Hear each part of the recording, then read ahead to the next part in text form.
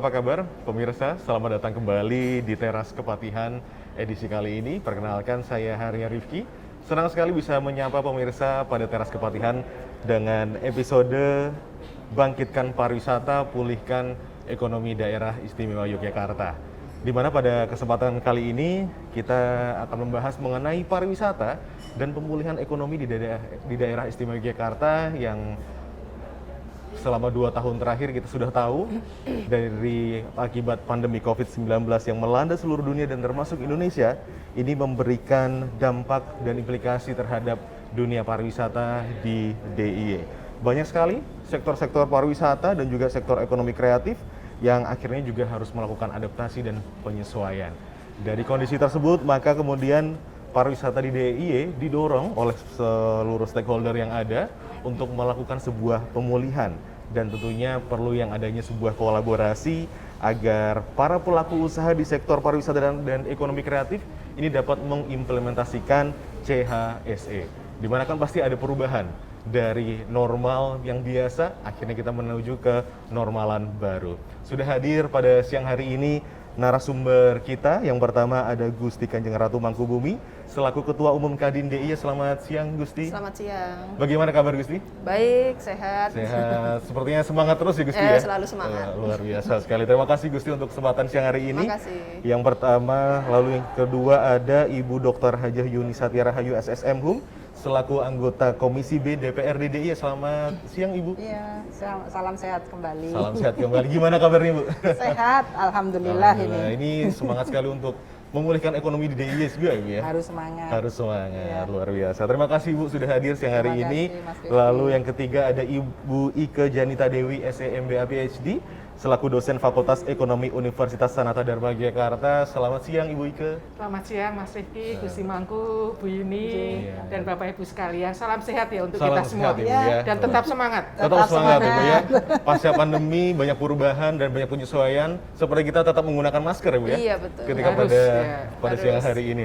Luar biasa sekali. Ini juga sebagai bentuk optimisme bagaimana kita yang hadir di siang hari ini masih tetap ingin ya bahwasanya pariwisata di DIY ini untuk bangkit kembali gitu. Karena kita juga tahu ya kalau di Jogja ini menjadi kiblat pariwisata di Indonesia. Kalau malam minggu di Jogja nggak ada yang namanya kata sepi, selalu ramai ya. Pelatnya pun juga macam-macam, tidak hanya AB tapi dari luar Jogja pun juga sudah ada. Baik, yang pertama saya ingin ke Gusti Mangkubumi dulu nih. Jadi kan kita tahu ya Gusti ya, di tahun 2020 sejak terjadinya pandemi COVID-19 ini kan banyak sekali dampak yang terjadi, termasuk juga kebijakan pembatasan kegiatan masyarakat, PPKM, yang juga berdampak terhadap perekonomian. Sebenarnya bagaimana sih Gusti dampak pandemi terhadap sektor pariwisata di DIY ini sendiri? Ya, kalau kita bicara pandemi dan pariwisata, Iya. itu bisa dikatakan pariwisata tuh benar-benar tutup gitu. Apalagi awal-awal pandemi, Iya. kemudian pas puncak-puncaknya itu bisa dibilang nol gitu ya. Bahkan juga ada 1-2 hotel, enggak 1-2, beberapa Iya. hotel itu yang okupansinya cuma 1 kamar Oke. sepanjang tahun gitu ya. Ya itu kasihan banget gitu. Mhm. Nah ini menjadi keprihatinan kita ya. Tapi ya kita kan nggak bisa melawan pandemi, situasi pandemi yang ada gitu. Jadi ya memang ya bisa dibilang masa-masa yang sangat sulit untuk pariwisata. Betul sekali ya. Iya. 2 tahun kebelakang ini Gusti ya. 2 Dari tahun. 2020 bahkan tadi ada 1-2 hotel, bahkan lebih sebenarnya Iya. yang okupansi penginapannya cuma hanya 1 aja. Hanya 1 kamar. Itu khawatirnya sebenarnya karyawannya sendiri juga ya. Nah ya itu mungkin. Khawatirnya ya Bu ya. Baik, tapi saya ingin ke Ibu Yuni juga ini. Jadi kalau dari Komisi B sendiri kan fokus terhadap keuangan dan ekonomi nih Bu ya. Iya. Sebenarnya apa sih Bu yang dilakukan oleh Bapak Ibu di DPRD khususnya di legislatif yang dapat disampaikan terkait usaha untuk memperbaiki kondisi pariwisata dan ekonomi masyarakat hari ini? Iya. Jadi Gusti Mangkubumi tadi sudah Iya. menyampaikan bagaimana sulitnya kondisi COVID hadir di Jogja begitu ya. Bagaimana pada waktu itu di tahun 2020 PHRI itu pernah datang ke Komisi B menyampaikan bahwa mereka pada waktu itu tidak bisa membayar listrik, ya. itu di bulan April atau Mei seperti itu. Datang, kemudian kita berdiskusi bisa nggak sih DPR ini mengkomunikasikan dengan PLN berkaitan dengan penundaan bayar atau bagaimana ada relaksasi untuk mereka. Itu sudah kita sampaikan ke PLN dan alhamdulillah pada waktu itu PLN merespon baik bahwa memang kita akan ada relaksasi. Artinya mungkin nggak membayar penuh, tetapi berapa persen dulu dalam rangka agar hotel ini masih tetap bisa hidup. Gitu. Kita semua tahu bahwa DIY ini hidup dari pariwisata, ya kan? Karena hidup dari pariwisata, maka usaha kecil menengah UKM kita ini juga kena dampaknya. Karena misalnya ada desa wisata, kemudian konsumsinya dari ibu-ibu PKK, kemudian terkena pandemi COVID, ini tidak bisa lagi kemudian mereka bekerja di desa wisata. Mereka yang membuat souvenir di desa wisata terkena dampak juga. Begitu. Nah, karena kondisi waktu itu sangat parah, maka kemudian kami meminta kepada Dinas Koperasi dan UMKM pada waktu itu untuk membuat masker. Dengan menggunakan kawan-kawan UKM itu. Jadi kan banyak ini usaha kawan-kawan ini yang dari batik ya. Maka dari batik itu kemudian dibiayai oleh APBD kita membuat masker, diberikan secara gratis kepada warga masyarakat. Karena kan sejak tahun 2020 begitu pandemi kita semua pakai masker. Jadi dari masker itu kita berikan. Dan APBD kita di refocusing, kebijakannya adalah itu ya. Ke semua dinas anggarannya dipotong, DPRD dipotong anggarannya begitu. Sehingga memang banyak program yang hilang, tetapi kita tidak apa-apa. Karena pada waktu itu memang untuk kesehatan dan pendidikan. Pendidikan ini harus kita perhatikan karena mulai belajar menggunakan daring. Itu kan perlu menyedot kuota kan. Nah, ini kita bantu masyarakat baik yang memerlukan mungkin anggaran yang lebih besar untuk COVID begitu. Jadi untuk dinas kesehatan dan untuk dinas pendidikan. Kemudian karena kita berharap begitu ya UKM kita ini masih tetap hidup, maka pada waktu itu ada juga bantuan dari Kementerian Koperasi dan UMKM. Ada 2,4 juta rupiah untuk para pelaku usaha. Ini dalam rangka untuk mereka agar tetap hidup. UKM kita ini, UKM dan IKM di DIY ini ada 90% lebih jumlahnya. Ini harus tetap kita pertahankan agar tetap hidup. Juga pariwisata. Pariwisata kita ini kan agak lumpuh ini. Karena apa? Pendidikan kita kan belum masuk. Jadi yang kemarin laundry itu terkena dampaknya, kos-kosan, kemudian warung-warung yang untuk makan anak-anak ini, anak-anak mahasiswa ini juga terkena dampaknya. Sehingga memang bagaimana sih pariwisata ini kita dorong agar tetap hidup. Maka refocusing, bantuan-bantuan kita berikan untuk usaha kecil dan pariwisata. Luar biasa sekali Bu ya. Jadi yang dilakukan oleh DPRD DIY sendiri ini pun baik itu refocusing, terus bagaimana akhirnya kita bisa membantu UKM-UKM ini setidaknya masih selalu berjalan gitu ya. Walaupun mungkin ya 2 tahun ini tertatih-tatih karena kondisi ya kan di luar kendali kita semua, tapi ibaratnya ini menjadi untuk media mengkomunikasikan ke beberapa baik itu PLN ataupun mungkin juga dari Kementerian Pusat juga yang akhirnya ingin tetap bahwasannya UKM ini jangan sampai hilang gitu ya, tapi tetap dan PHRI juga masih tetap bisa eksis begitu. Sekali. Karena jangan sampai kemudian kalau hotel tutup itu DIY seperti apa? Katanya kan kita ini hidup dari pariwisata. Kalau kemudian kita nggak memperhatikan restoran, hotel yang ada itu juga saya pikir kawan-kawan kemudian akan semakin cepat gulung tikar begitu ya. Dan itu tadi juga ada yang menarik juga Bu, jadi bagaimana pelaku UKM ini akhirnya kita alihkan untuk membuat masker. Tadi karena memang kondisinya butuh masker, ya udah sekarang fokusnya untuk membuat masker. Iya, yang penting mereka masih tetap bisa usaha, mendapatkan uang, kemudian bisa menghidupi mereka begitu. Ya, luar biasa sekali. Terima kasih Ibu Yuni. Selanjutnya saya akan ke Ibu Ike juga. Ini kan tadi juga sudah dijelaskan bagaimana kondisi pandemi terhadap pariwisata di DIY. Bahkan tadi juga yang sudah dijelaskan sama Gusti Mangku dan juga Ibu Yuni terkait berbagai macam kebijakan, ada refocusing dan sebagainya. Jika dilihat nih Ibu Ika, sebenarnya tren pariwisata ke depannya untuk bisa beradaptasi di tatanan baru ini seperti apa sih Ibu? Ya, baik. Jadi memang pandemi COVID-19 ini betul-betul merubah banyak tatanan dan perilaku masyarakat. Yang paling terdampak itu adalah pariwisata dan juga perilaku wisatawan. Kita tahu bahwa pandemi yang sudah hampir 2 tahun ini pasti akan menimbulkan dampak yang permanen. Salah satunya adalah bagaimana sekarang wisatawan itu akan lebih memilih wisata yang tidak terlalu massal.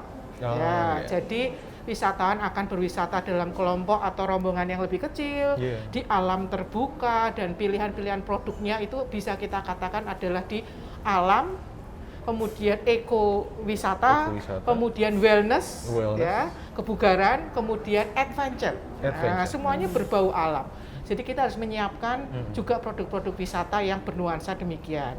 Jadi kita di industri pariwisata, terutama di pelaku usaha pariwisata itu harus menyadari tidak bisa berbisnis seperti biasa atau business as usual.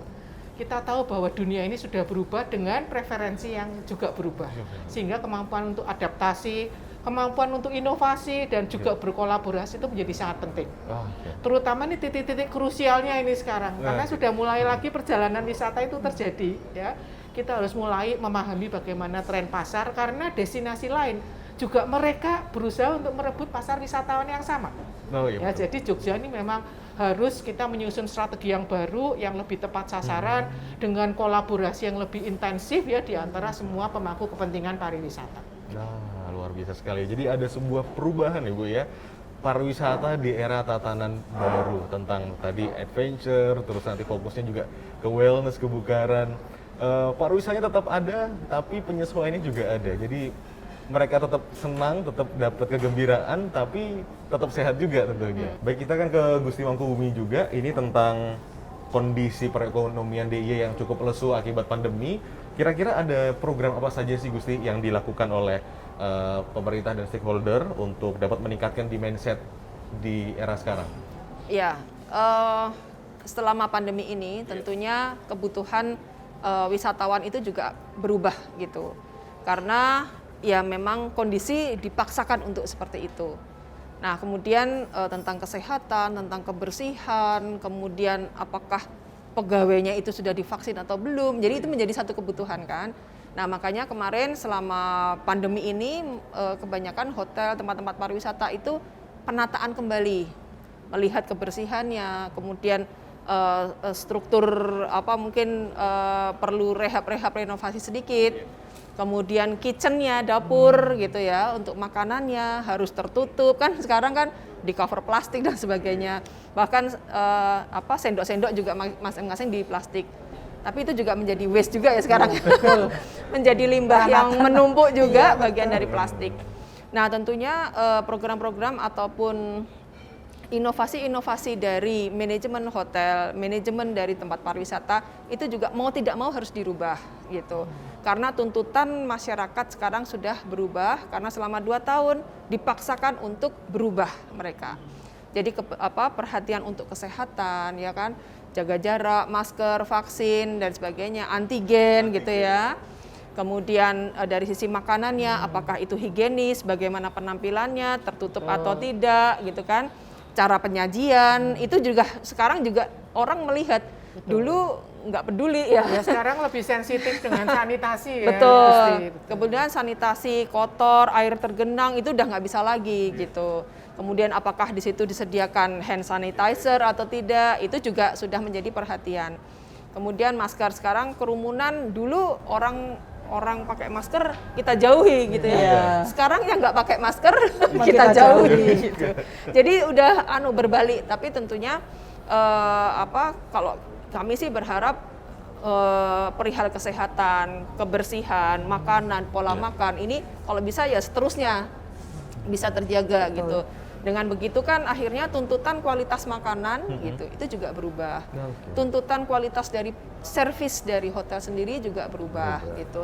Nah, ini ayo kalau dari pariwisata sendiri juga tidak berubah, ya pasti akan ketinggal Betul gitu. banget, iya, Rizky. Tapi kalau kemudian inovasi-inovasi yang memang terus dikembangkan oleh tempat-tempat pariwisata, ya mereka yang akan maju. Nah ini ayo menjadi edukasi dan sosialisasi bersama untuk perubahan ini harus disambut dengan inovasi-inovasi yang ada. Luar biasa banget ya. Jadi kalau Gitu. saya tuh melihatnya sore hari ini semacam ada pesan optimisme gitu. Oh gitu iya, ya. harus Harus optimis. optimis. Kepada seluruh pelaku UKM ini, oke sekarang pandemi udah ada, tapi bagaimana UKM ini harus tetap ada Iya. dengan inovasi-inovasi yang ada. Gitu. Iya, jadi UKM sendiri juga tidak bisa lagi begini aja udah laku Iya, gitu, nggak bisa, nggak bisa. ketinggal gitu. Bahkan yang dorongan bakso, dorongan makanan dan sebagainya itu juga harus berubah. Wah, jadi ini ya Bu ya, jadi kayak kita sekarang ini lebih aware terhadap kesehatan dan higienis. Betul. Wajib itu. Wajib banget Wajib. ini. Betul, betul. Nah, ini kalau tanggapannya Bu Yuni sendiri terkait dalam rangka menyambut tatanan baru untuk membangun kepercayaan masyarakat nih Ya. pasca pandemi saat ini, sebenarnya upaya kebijakan apa saja sih yang perlu dilakukan oleh pemerintah daerah sendiri kalau dari Ibu Yuni sendiri nih? Jadi kita memastikan tempat-tempat wisata Iya. itu harus ada wastafelnya, Reshuffle-nya. ya ada sabunnya, kemudian tetap jaga jarak, Iya. begitu ya. Seperti yang disampaikan Gusti Mangkubumi bahwa kita tidak bisa seperti yang kemarin, kita harus berubah ke depan ini. Dan memang di DIY ini sekarang transaksi online itu udah luar biasa. Iya. Jadi misalnya membeli online, membeli makanan online, ini seperti sudah menjadi tradisi baru Tradisi untuk Jogja ya. Karena pandemi kemarin itu. Jadi kita ini berubah karena dipaksa keadaan Dipaksa. gitu ya. Nah, sehingga kebijakan kita ke depan adalah setelah tadi sudah ada wastafel, kita memastikan bahwa wastafel ini masih tetap terpasang dengan baik. Iya. Masih tetap digunakan. Karena ini mau tidak mau ke depan harus tetap masuk ke tempat baru itu harus cuci tangan dulu begitu ya. Sedikit-sedikit mungkin cuci tangan begitu kalau yang nggak tahan dengan hand sanitizer. Kemudian juga cara penyajian itu juga harus berubah ya. Tidak bisa lagi melayani dengan tidak menggunakan masker, harus tetap menggunakan masker. Dan kita masih melihat sampai hari ini misalnya di restoran-restoran yang ada di hampir seluruh Indonesia itu pasti ada sarung tangan Ada plastik yang disediakan ketika kita mau ngambil makanan buffet misalnya seperti itu. Nah, ini bisa dikatakan bahwa ya inilah peranatan anyar yang kita harus tetap pertahankan sampai ke depan. Dan mau tidak mau, yang kemarin transaksi secara tradisional menggunakan uang, ini sekarang juga orang sudah mulai menggunakan debit misalnya, begitu ya. Dan luar biasa ya, Mbak Ike, kalau kita melihat transaksi online ini hampir 80% ini kita menggunakan transaksi online. Dan hampir triliunan gitu yang sekarang ada di Indonesia yang sudah menggunakan transaksi online. Itulah perubahan yang mungkin kalau Pak Presiden menyebut sebagai revolusi industri 4.0 itu Iya. tadi. Kita mau tidak mau berubah karena ada pandemi itu tadi. Betul sekali. Iya. Jadi beratnya pandemi ini semacam membuat kita semakin cepat ya, Iya, membooster kita untuk betul. beralih dari teknologi yang sebelumnya menjadi teknologi digital. Iya. Pesan makanan lewat digital, bahkan mungkin liburan pun juga sekarang banyak media-media hiburan lewat media digital juga gitu. Dan Dituntut anak-anak- untuk kreatif. Iya, Iya, betul. untuk kreatif. Anak-anak muda sekarang banyak sekali membangun startup di DIY ini, di Iya. Jogja ini, begitu. Kemarin misalnya di UGM saya sudah menemukan kawan-kawan anak muda ini sudah membuat startup macam-macam begitu. Belum nanti misalnya di Sanata Dharma misalnya ada berapa. Nah ini perubahan yang cepat ya Cepat sekali. terhadap teknologi yang ada yang dipakai oleh masyarakat Indonesia. Nah, luar biasa Begitu. sekali ya. Dari kondisi yang ada akhirnya membuat masyarakat kita untuk melakukan inovasi yang kreatif. Jadi menimbulkan sebuah nilai yang baru Betul. ya. Yang mungkin sebelumnya tidak terpikirkan akhirnya muncul lagi seperti Iya, itu. iya. Baik, saya ingin ke Bu Ike juga ini Bu Ike. Dari pemaparan yang tadi kan tentang bagaimana kondisi masyarakat sekarang yang harus dituntut untuk berubah dan melakukan inovasi. Kira-kira kalau dari Bu Ike sendiri, apakah ada alternatif strategi untuk kita dapat memulihkan ekonomi sendiri Bu? Ya baik, terima kasih. Jadi memang di masa pemulihan ini itu Iya. adalah saat yang kritis bagi kita untuk merumuskan kebijakan yang sangat tepat sasaran. Jadi kami sudah mengusulkan, terutama ini ada Bu Yunia dan Gusti Mangkubumi, bahwa di masa tahun 2022 ini memang harus ada tahapan yang disebut dengan survivability. Kita harus survive. Kenapa? Karena banyak usaha jasa pariwisata yang sampai sekarang itu belum bergerak. Misalnya pemandu wisata. Itu Betul. belum ada order sama sekali. Ya. Kedua, untuk biro perjalanan itu juga masih belum ada paket perjalanan yang bisa menghasilkan rezeki ya bagi usaha jasa biro perjalanan. Beberapa juga desa wisata juga belum pulih. Betul. Sehingga memang di masa tahun 2022 ini ada masa yang disebut dengan kita memberikan dukungan untuk usaha jasa pariwisata untuk survive, untuk bertahan hidup. Kemudian tahun 2023 sampai tahun 2025 kita mempercepat pemulihan. Karena berdasarkan prediksi kita akan pulih itu tahun 2024-2025. Sehingga tahun 2023 sampai 2025 kita akan berjuang untuk mempercepat pemulihan. Sehingga kita mendapatkan full recovery di tahun itu. Dan setelah itu kita bicara tentang pariwisata yang sustainable.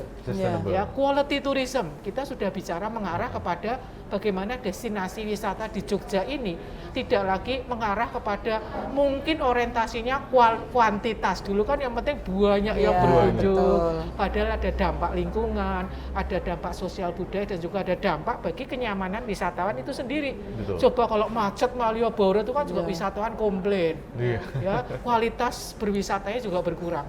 Sehingga nanti kita juga sudah menyusur, sudah mulai ya memetakan strategi dan kebijakan menuju kepada pariwisata yang berkelanjutan dan berkualitas. Tetapi pembagian tersebut tentu saja penting untuk kita memfokuskan karena memang sumber daya kita kan terbatas. Iya. Sehingga apapun yang kita lakukan sekarang harus tepat sasaran. Dan bagaimana kolaborasi dan sinergi menjadi sangat penting. Sekarang pariwisata itu harus dengan ekonomi kreatif.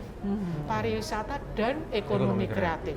Sehingga apapun nanti yang akan kita buat sebagai suatu kebijakan dengan sendirinya pariwisata dan ekonomi kreatif itu satu paket. Karena nanti belanja wisatawan itu kan lebih tinggi karena beli oleh-oleh, melihat pertunjukan, menghadiri festival, itu semuanya didukung oleh sektor ekonomi kreatif, kuliner, fashion dan sebagainya. Sehingga memang sekarang kebijakan kita pariwisata dan ekonomi kreatif itu harus bergerak bersama-sama. Luar biasa Bu ya. Saatnya sekarang era kolaborasi ya. Betul. Pariwisata, ekonomi kreatif akhirnya saling mendorong untuk ya para pelaku ini untuk tetap bisa survive gitu. Betul. Mungkin saat dulu kita selalu mencari harus crowd, harus ramai. Nah, sekarang kita berubah, harus Iya. kualitas, Kualitas. harus nyaman dan harus sehat. Baik, ini sangat menarik sekali untuk diskusi kita pada kesempatan kali ini. Namun sebelum kita tutup pada kali ini, saya ingin minta closing statement nih dari para masing-masing narasumber. Mungkin tentang harapan, lalu juga mungkin bagaimana ke depannya mengenai pariwisata dan pemulihan ekonomi. Mungkin yang pertama dari Gusti Mangkubumi dulu, closing statementnya Gusti. Ya, harapan dari sisi pariwisata dan ekonomi di DIY Iya. tentunya kita ingin lebih baik ya, lebih baik gitu. Tapi tentunya juga kita menyadari bahwa kondisi masih belum sangat terbuka gitu. Jadi bagaimana juga kebijakan-kebijakan baik dari pemerintah dan juga pelaku wisata dan juga wisatawan sendiri itu juga harus bisa saling memahami lah kondisi. Jadi kebijakan pun juga bisa bisa di tengah-tengah gitu ya, bisa pariwisata juga tetap jalan, tapi pariwisata yang jalan pun juga harus memenuhi protokol gitu. Jadi supaya pemerintah daerah juga merasa safe gitu ya.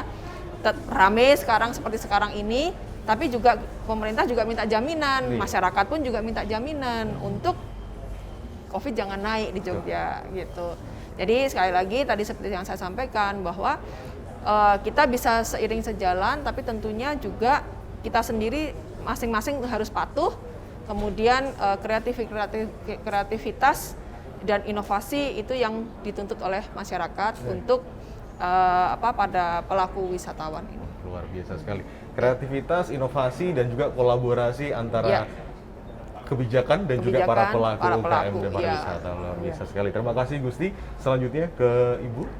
Ya, kami dari DPR tentu tetap mempersiapkan anggaran, ya, mendorong kawan-kawan pelaku pariwisata maupun kawan-kawan UKM untuk nantinya mau tidak mau harus berubah. Iya. Tidak bisa lagi pariwisata tanpa memperhatikan prokes begitu. Misalnya wastafel harus disiapkan, hand sanitizer juga harus disiapkan, kemana-mana juga harus tetap menggunakan masker dan tetap misalnya menggunakan sarung tangan untuk mengambil beberapa makanan begitu. Nah, peranatan anyar ini memang mau tidak mau harus dilaksanakan agar pandemi COVID ini tidak lagi datang ke kita. Ini kan ada kekhawatiran di akhir tahun besok ini kan, makanya kemudian 24 Desember sampai 2 Januari ini diberlakukan secara nasional PPKM level 3. Nah ini harus tetap kita patuhi, meskipun ada keberatan, tetapi harus tetap kita patuhi, tetap menggunakan prokes, tetap menggunakan masker, dan ini tadi tetap berinovasi. Kita tetap membantu kawan-kawan UKM bagaimana mereka bisa jualan online. Dan ini sebagian besar kan ibu-ibu. Ibu-ibu yang seringkali agak kesulitan menggunakan teknologi, maka kita dampingi agar ke depan mereka ini tetap bisa jualan secara online. Karena mau tidak mau harus berubah ya. Orang mungkin sekarang malas datang ke tempat keramaian. Karena itu kita harus bersikap bahwa oke, kamu bisa belanja dengan online.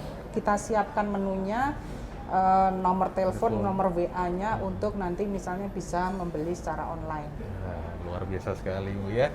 Jadi jangan berhenti, tapi ada solusi. Iya. Nah, silakan ikuti, patuhi, dan supaya kita sama-sama tetap bisa tumbuh, tetap aktif, dan masyarakat pun juga bisa mendapatkan manfaat dari kondisi yang ada. Baik, dari Ibu Ike mungkin terakhir. Kalau saya ingin menunjukkan empati sebetulnya ya Iya. pada industri pariwisata, terutama di beberapa usaha jasa pariwisata yang masih belum bergerak. Tetapi kita harus sekarang saatnya ya bagi industri pariwisata untuk bagaimana kita mengeluarkan atau memunculkan ide-ide baru, mengeluarkan paket-paket wisata berkualitas dengan skala yang kecil ya, karena sebetulnya wisatawan itu masih ingin berkunjung ke Jogja ya. Jadi sebetulnya mereka masih sangat Jogja ngangeni ini ya.